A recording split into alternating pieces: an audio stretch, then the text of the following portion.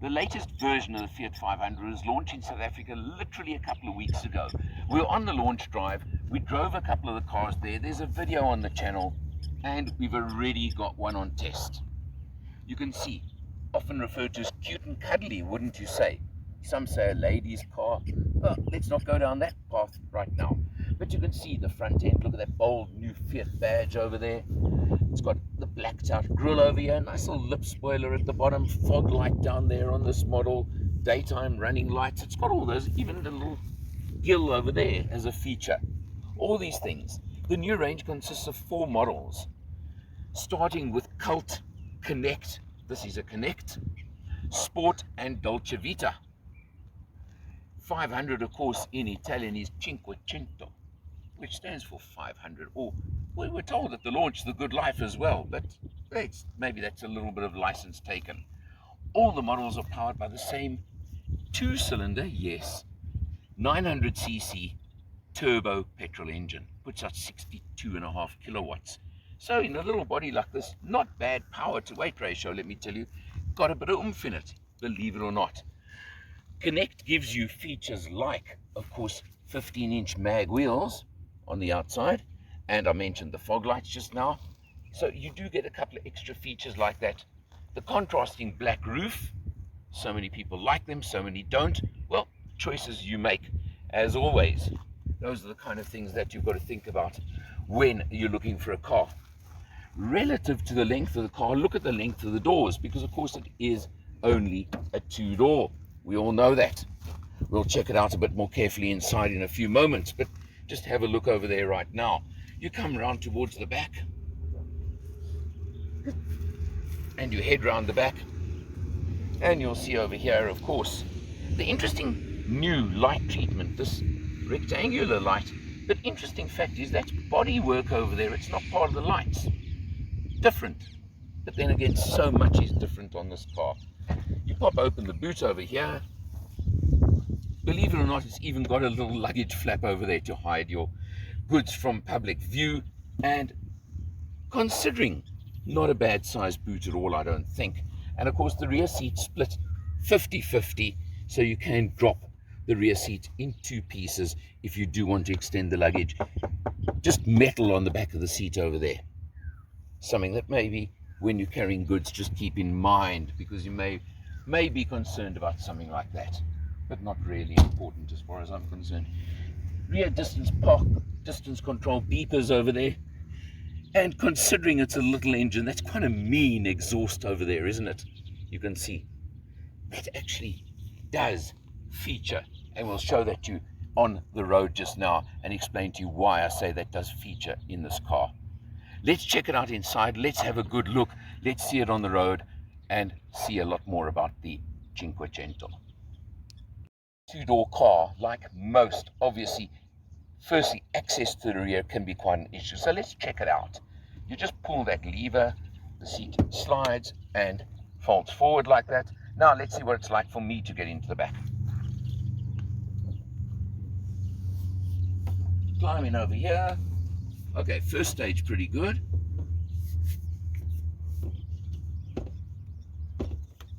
I'm going to actually leave the seat like that and move across to behind the driver's seat, which is set for myself. So let's do the sit behind self test. And that seat, driver's seat, is set for me, for my driving position. There is actually decent legroom over here. The headroom, oh, okay. I've got a problem with headroom here with my hat on. Don't do this often, but even with my hat off, I'm afraid to say headroom is a problem for me. So I would say for most adults, you're going to have an issue with headroom over there. You can adjust this headrest obviously upwards, so that it'll be a lot more comfortable, sure. But legroom, as I said, not bad. Headroom an issue. And although I think they would be very, very awkward to access, there are ISOFIX fittings on the back seats. Pretty interesting. While we're here, let's focus. You've got, of course, cloth seats with an interesting pattern over here with the leather outers just over there and on the headrest. So pretty nice, pretty neat in that respect.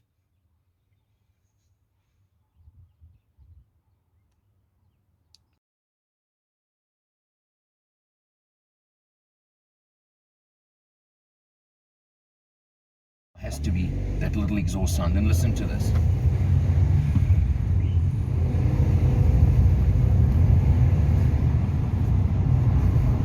It's got a meaty little roar to it, that's for sure. I showed you that exhaust pipe. I showed you that big bore exhaust for a little car like this. I mean, it's quite something, isn't it? And let's just show you once more. But it's really, you can see the very deliberate gear shift, but it's that makes all the difference in the world to me. And you can hear the difference, you can hear what it's about. You can hear this little engine giving a good little roar when you put your foot down. But besides that, this is a nippy little handling car. It's so small, it's so short. Obviously, it can handle and it can really do what you want when you want. And you can have a bit of fun driving it. And I think that's what really counts in any car like this. It's one of those cars that's a car for all reasons, all seasons, because you can really drive it as you want, when you want, how you want. Starting off behind the wheel as we do, let's have a look at a few facts. Well, the distance we've done on this test, 412.8 kilometers. Very interesting. Half a tank still showing on the fuel gauge. Also, do you notice the nice round dash, the round instrumentation, reminiscent of another brand, we won't mention names right now. The lovely silver little spot on the top of the steering wheel over there.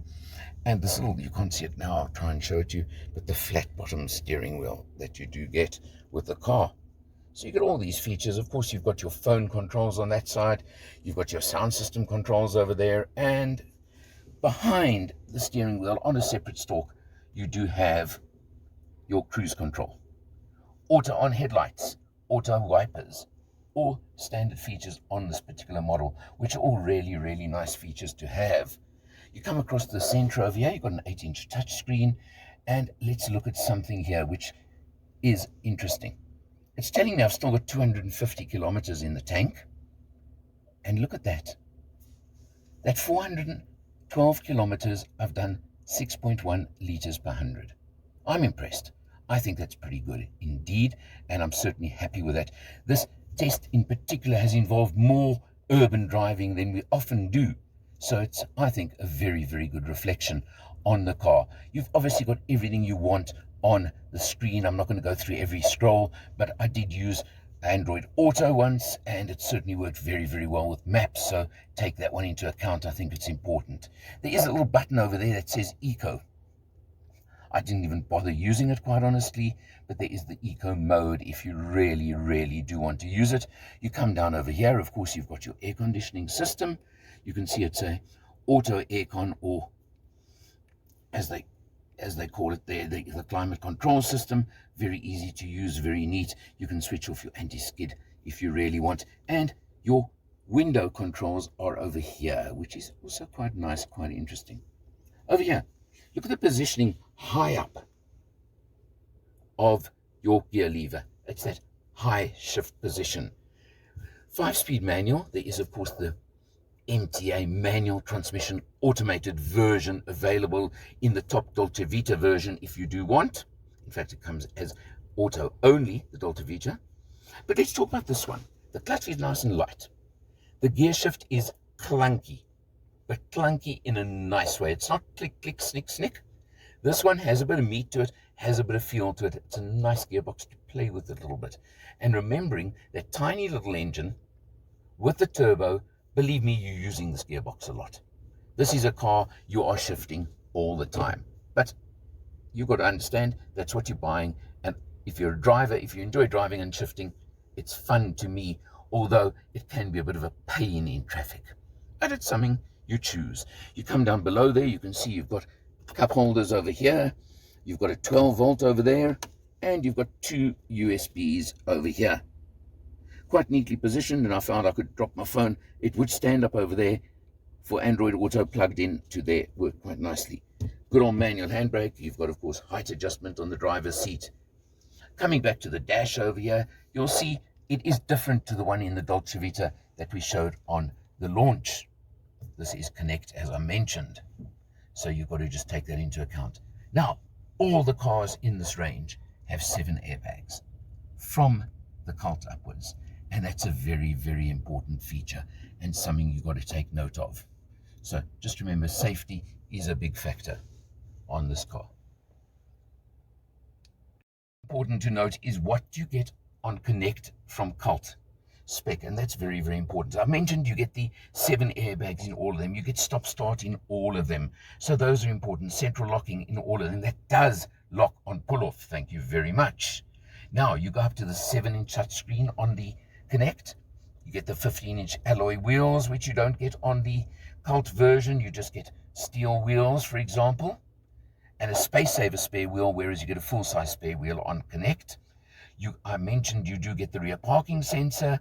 You get, of course, auto headlights and wipers, cruise control, automatic aircon, and very importantly, cult does not include Apple CarPlay or Android Auto.